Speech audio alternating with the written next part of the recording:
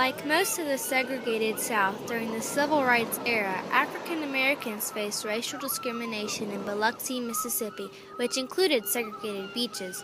These beaches became the battleground for the first civil rights protest in Mississippi when Dr. Gilbert Mason led the responsibility to organize protests that became known as the Biloxi Beach Wade-Ins. These series of protests gave birth to other civil rights milestones, including the desegregation of the Biloxi school system and the 1968 federal court ruling opening the beaches to all citizens. Slavery technically ended in the South on January 3, 1865, with the Emancipation Proclamation, but blacks were not really free. In 1896, the Plessy v. Ferguson decision led to separate but equal, which separated African Americans from their Caucasian counterparts in public facilities. Separate but equal turned into a racial caste system called Jim Crow laws, which did not allow interracial marriage and ordered business owners and public institutions to keep their black and white clientele separated. There were separate water fountains, restaurants, and schools. Biloxi, Mississippi was no different than the rest of the South in its enforcement of Jim Crow laws. However, Jim Crow justice also gave property owners more rights by law than the actual laws. In Biloxi, residential houses were placed across the street from Biloxi Beach. These houses were handed down from generation to generation by affluent white property owners. These property owners felt that the property and the beach across the street from the property belonged to their families. They felt that they had the right to decide who could access their family beachfront. By law, African Americans were allowed on the beach. However, the people in Biloxi did not follow that law. Officers would not allow African Americans on the beach because the homeowners in front of the beach called it their private property. Some of the South was changing. 1954, Brown versus Board of Education. 1955, Rosa Parks and the Montgomery bus boycott. 1957, Little Rock 9.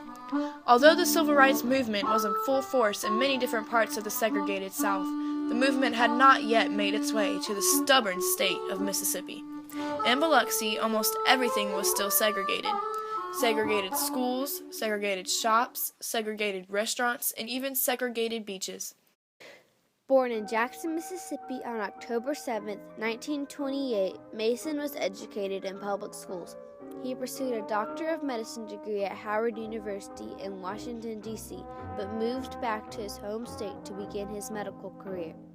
In 1955, he moved with his wife and one-year-old son to Biloxi and established a medical practice. In Biloxi, he volunteered with many community organizations. He also helped form many coastal organizations in Biloxi and Harrison County, including the Gulf Coast chapter of the NAACP. Many African Americans in Biloxi and the surrounding area were wary of joining the NAACP because of the possible repercussions from the white community. Mississippi's first noted civil rights disobedience splash took place on Thursday, May 14, 1959, when 9 black citizens of Biloxi, Mississippi ventured onto a forbidden spot on a 26-mile-long segregated beach in open and conscious defiance of Mississippi's Jim Crow practices. After about 30 minutes, the Biloxi police stopped the peaceful protest and brought in all 9 citizens, charged with trespassing onto what the police called private property, which drew attention to the segregation of the beaches. On April 24, 1960, the Wade-In, later remembered as Bloody Sunday, was the most attended and the most violent Wade-In to date. A terrible race riot occurred when 40 to 50 African Americans attempted to swim off the Mississippi Gulf Coast beaches in Biloxi and Gulfport. It was scheduled to start at 1 p.m., right after church. Dr. Gilbert Mason was riding to the meeting point when he was greeted by chaos as he witnessed angry whites attacking the civil rights activists with sticks, chains, car jacks, clubs, pool cues, and wire cable fashioned to an 18-inch long whip. The assault began what the New York Times called the worst race riot in Mississippi history. As the commotion continued, the Biloxi officers stood by watching the chaos unfold. A deputy came up to Mason and told him he would have to go to jail, but Mason simply said he would go to jail after he was finished sewing up the people who were injured on the beach. Surprisingly, the deputy took his promise and left him to help his brave yet injured friends. After he was finished, he dutifully reported to jail and was immediately bailed out by the African Americans from his church. The violence continued into the night, with 2 white men and 8 black men suffering gunshot wounds. On April 25, 1960, 2 firebombs were thrown into the office of Dr. Gilbert Mason in response to his leadership of the Wade-Ins the day before that resulted in a bloody riot. 1 firebomb burned itself out. When the other exploded, neighbors quickly put out the flames. After the riots that occurred as a result of the Wade-Ins in April 1960, the black community borrowed a page from the bus boycott in Alabama by testing a different tactic, boycotting several white-owned businesses. Specifically, the group targeted the Borden Milk Company, a large drugstore on Howard Avenue, and a general food and variety store on the corner of Nixon and Division Streets. The drugstore fired 6 black employees after the beach boycott, but it sustained enough business from the white community to survive. The white-owned General Food and Variety Store, however, was put out of business after Biloxi African Americans refused to shop there. The Borden Milk Company fired A.A. Dickey, a participant in the beach boycotts. The boycott put Borden out of business in Biloxi. On May 17, 1960, the Justice Department filed suit in the United States District Court to force equal access of the 26-mile beach of the Mississippi Gulf Coast for all races. Ethel Rainey Clay was a 17-year-old high school student when she helped bring change to Biloxi in 1960. During the same time, Dr. Mason and wife, Natalie, petitioned the Biloxi School Board on behalf of their son, Gilbert Jr. They wanted the Biloxi schools to be integrated because African American children did not have the choice to attend white public schools. White public schools received more state funds, offered better education in more classes such as art, music, and physical education. Violence in their peaceful protests didn't stop them from planning another Wade-In. Little did they know, this would be the final Wade-In before everything changed. On June 12, 1963, Medgar Evers was assassinated in his driveway in Jackson, Mississippi. Just 2 weeks after his death, the final Wade-In was held.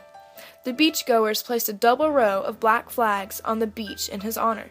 71 people went into the water. Dr. Gilbert Mason and Dr. Felix Dunn of Gulfport led the protesters to the beach. From the shore, 2,000 angry whites watched. This was different from the Wade-In of 1960.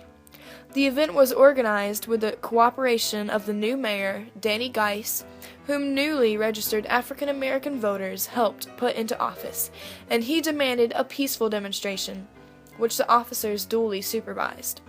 Mason recalled this event in his book, Beaches, Blood, and Ballots.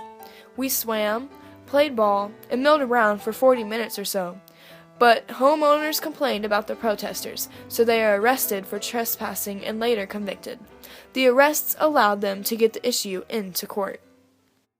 After the final 1963 Wade-In, some positive changes started happening in Biloxi. On August 31, 1964, Biloxi's public schools were integrated through freedom of choice desegregation. It was the first act of desegregation in Mississippi. No school-based incidents occurred in Biloxi as a result of the desegregation of education.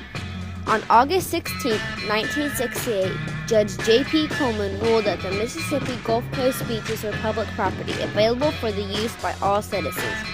This court victory opened Harrison County's 26-mile beach to African Americans. Since the Wade-Ins, Biloxi has become a growing tourist destination for all people. Its beaches have remained public property thanks to the efforts of Dr. Gilbert Mason. Today, 18% of people living on the Mississippi Gulf Coast work in the tourism industry. Numerous hotels, casinos, and restaurants are now open to all people, regardless of their skin color.